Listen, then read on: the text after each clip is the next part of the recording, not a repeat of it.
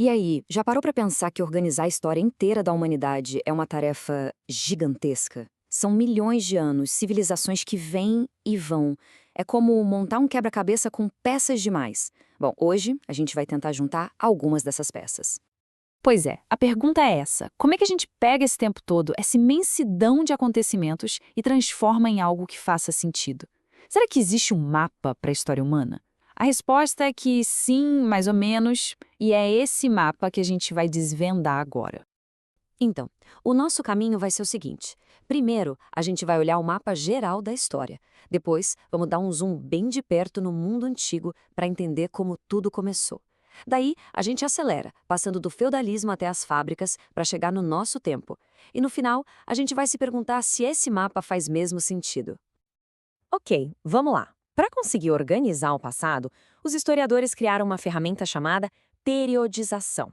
Parece complicado, mas é basicamente dividir a história em blocos, em idades, para facilitar o estudo, sabe? Só que é importante lembrar: isso é uma criação, um modelo para nos ajudar a enxergar as coisas melhor. E olha só, esse aqui é o mapa clássico. A história é dividida nessas 4 grandes idades, depois daquela imensidão que é a pré-história. Cada pulo de uma para outra é marcado por um evento que mudou tudo. A invenção da escrita nos tira da pré-história.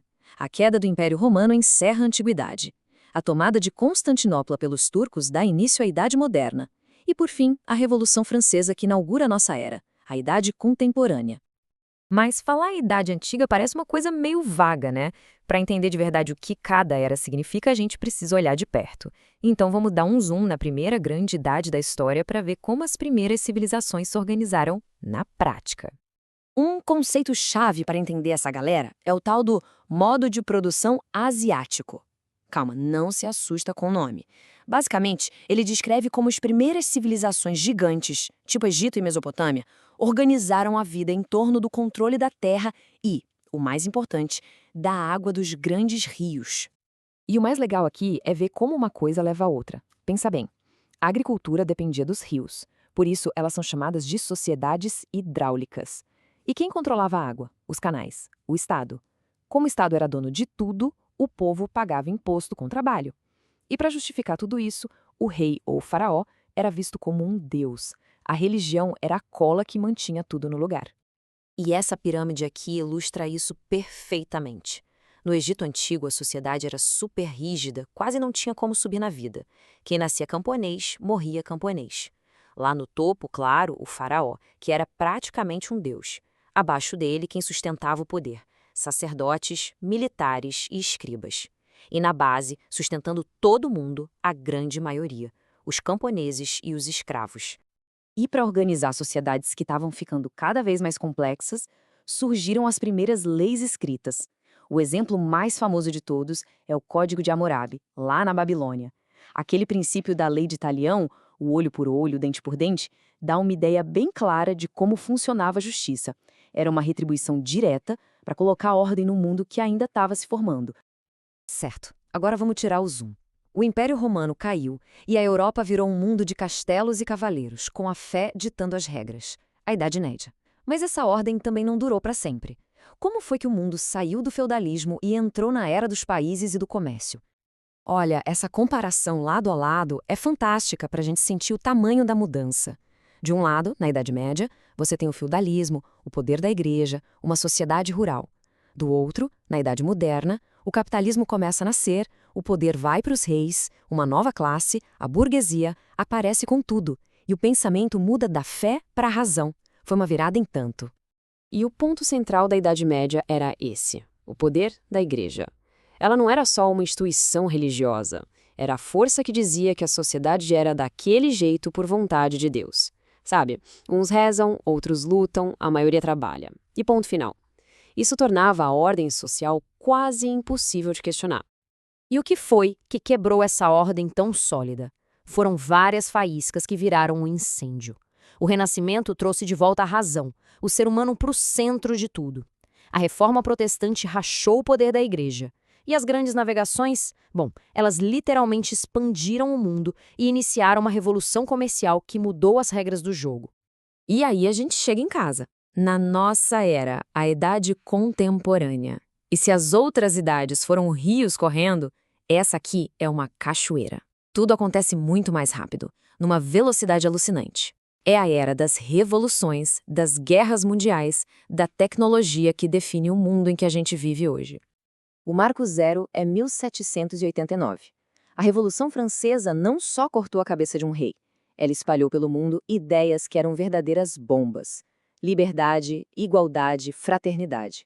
É o ponto de partida para o nosso mundo político de hoje. E quase ao mesmo tempo, outra revolução, só que nas fábricas, com motores a vapor. A Revolução Industrial mudou completamente como a gente produz as coisas, onde a gente mora, e criou essa sociedade urbana que conhecemos, com a burguesia industrial de um lado e o proletariado do outro. O século XX chegou acelerando tudo de um jeito trágico. A Primeira Guerra Mundial não foi só mais uma guerra, foi um massacre em escala industrial. Novas tecnologias feitas para matar milhões. Ela redesenhou o mapa da Europa e acabou com aquela antiga ideia de que o mundo estava sempre progredindo. E mal deu tempo de respirar e o mundo mergulhou num conflito ainda pior. A Segunda Guerra foi a consequência direta da Primeira e levou a destruição para um nível global, terminando com a invenção da bomba atômica, mostrando que a humanidade agora tinha o poder de se destruir por completo. E das cinzas da Segunda Guerra nasceu uma guerra diferente. A Guerra Fria não tinha batalhas diretas entre superpotências. Era uma disputa ideológica, uma corrida tecnológica e armamentista entre Estados Unidos e União Soviética, que dividiu o planeta e deixou todo mundo com medo de um apocalipse nuclear por décadas. Ufa! A gente passou pelo mapa inteiro da história. Vimos as grandes idades, os marcos, as transições, mas agora vamos dar um passo para trás e fazer a pergunta mais importante de todas. Pensa comigo. Essa linha super clara entre a Idade Antiga e a Idade Média. Ela é real? Alguém que foi dormir em 475 e acordou em 476 pensou, nossa, estão na Idade Média agora? Claro que não, né? A vida continuou. Então a gente precisa reconhecer os problemas desse modelo. Primeiro, ele é eurocêntrico, ou seja, usa a Europa como régua para o mundo todo, o que não faz sentido.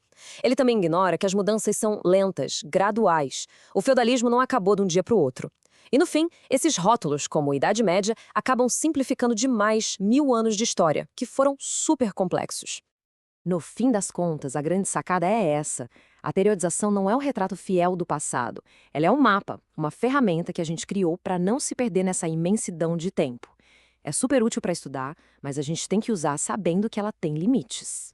E isso nos deixa com uma última reflexão. Nós vivemos hoje na tal idade contemporânea. Mas e depois? Daqui a 500 anos, que nome será que vão dar para a nossa era? Será que vai ser a era da informação, a era digital ou talvez a era da incerteza? A história mais intrigante é essa, a que a gente ainda está escrevendo. Valeu por embarcar nessa jornada pelo tempo com a gente.